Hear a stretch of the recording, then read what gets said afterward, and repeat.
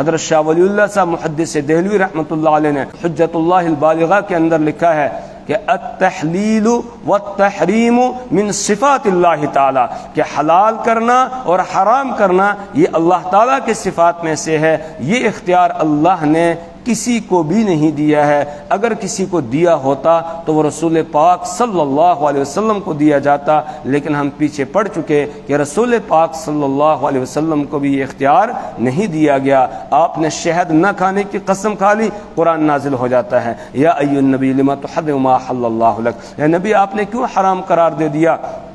اس چیز کو جس کو اللہ نے آپ کے لیے حلال قرار دیا ہے۔ اسی طرح رسول پاک صلی اللہ علیہ وسلم نے بھی اس کی وضاحت فرمائی کہ فلاں چیز حلال ہے، میں اس کو حرام نہیں کر سکتا ہوں۔ ایک موقع پر آپ کے سامنے کھانا پیش کیا گیا، اس کھانے کے اندر یہ لہسن تھا، تو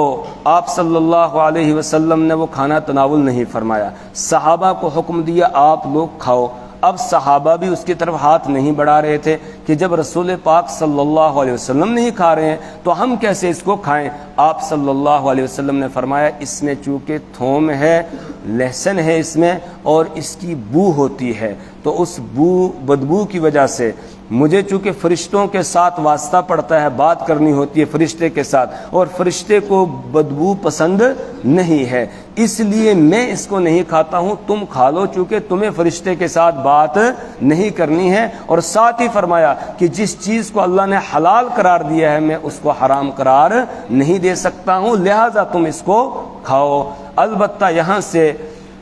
فقہائے کرام نے یہ مسئلہ نکالا کہ کوئی بدبودار چیز کھا کر آدمی کو مسجد میں نہیں آنا چاہیے، کیونکہ مسجد میں فرشتے بڑی تعداد کے اندر ہوتے ہیں۔ پیاز کھا کر، لہسن کھا کر، یا مولی جس سے بدبو آئے منہ سے، یہ کھا کر مسجد میں نہیں آنا چاہیے، یا آئے تو اچھی طرح اپنے منہ کو صاف کر لے پھر مسجد کے اندر آئے، مسواک وغیرہ اچھی طرح کر کے۔ کیوں؟ اس لیے کہ فرشتوں کو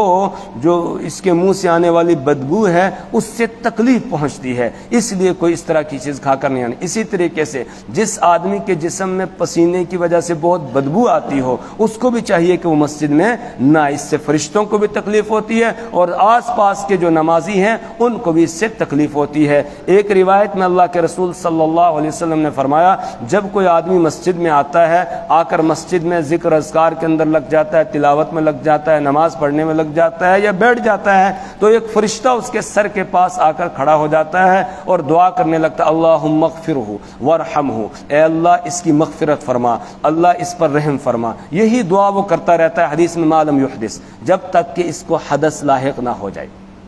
جب تک اس کا وضو نہ ٹوٹ جائے۔ جہاں اس کا وضو ٹوٹا فرشتہ دور ہٹ جاتا ہے، کیوں؟ اس لیے کہ وہ بدبو کو پسند نہیں کرتا ہے، پھر اس کے پاس وہ نہیں رہتا ہے، دعا سے پھر یہ بندہ محروم ہو جاتا ہے۔ اس لیے جہاں وضو ٹوٹے آدمی کا فوراً آدمی کو وضو کر لینا چاہیے، اور بدبودار چیز کھا کر مسجد میں کبھی بھی آنا نہیں چاہیے، اس سے فرشتوں کو بھی تکلیف ہوتی ہے اور دوسرے نمازیوں کو بھی تکلیف ہوتی ہے۔ تو حلال اور حرام کرنے کا اختیار صرف کس کو ہے؟ اللہ کو۔ اس لیے آپ فرماتے ہیں لا احرم ما حل اللہ، میں حرام نہیں کرتا ہوں اس چیز کو جس کو اللہ نے حلال قرار دیا ہے۔ روایات میں ہے کہ حضرت علی رضی اللہ تعالیٰ عنہ نے ارادہ کر لیا، ابو جہل کی بیٹی تھی حضرت جویریہ رضی اللہ تعالیٰ عنہ، ایمان قبول کر لیا تھا، ان سے نکاح کرنے کا ارادہ کر لیا، تو رسول پاک صلی اللہ علیہ وسلم نے ایک خطبہ دیا، اس میں آپ نے ارشاد فرمایا کہ بالکل علی کے لیے اس سے نکاح کرنا حلال ہے، میں حرام قرار نہیں دے سکتا ہوں، جس چیز کو اللہ نے حلال قرار دیا میں اس کو حرام قرار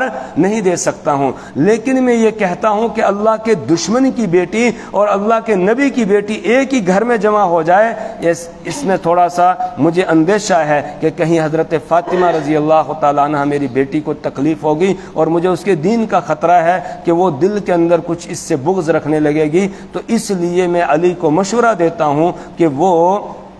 ابو جہل کی بیٹی حضرت جویریہ سے نکاح نہ کریں۔ تو پھر حضرت علی رضی اللہ تعالیٰ عنہ فوراً نکاح کا ارادہ ترک کر دیا تھا۔ ساتھ ہی آپ نے فرمایا اللہ نے حلال قرار دیا ہے، میں اس کو حرام قرار نہیں دے سکتا ہوں۔ تو حلال اور حرام قرار دینا یہ اللہ کی اوصاف میں سے، اللہ کے صفات میں سے ہے، کسی بندے کو اللہ نے یہ اختیار نہیں دیا۔ اس لیے اللہ فرما رہے ہیں کہ یہ تم نے کہاں سے علت اور حرمت کے احکامات اپنی طرف سے نکال دیے، اس جانور کو فلاں ہی کھا سکتا ہے، دوسرا نہیں کھا سکتا ہے، اس کو صرف مرد کھا سکتے ہیں، عورتیں نہیں کھا سکتی ہیں، یہ کہاں سے تم نے قرار دے دیا؟ کلوا مما رزقکم اللہ، کھاؤ اس میں سے جو اللہ نے تم کو رزق دیا ہے، ولا تتبعوا خطوات الشیطان، اور شیطان کے نقش قدم پر نہ چلو، انہ لکم عدو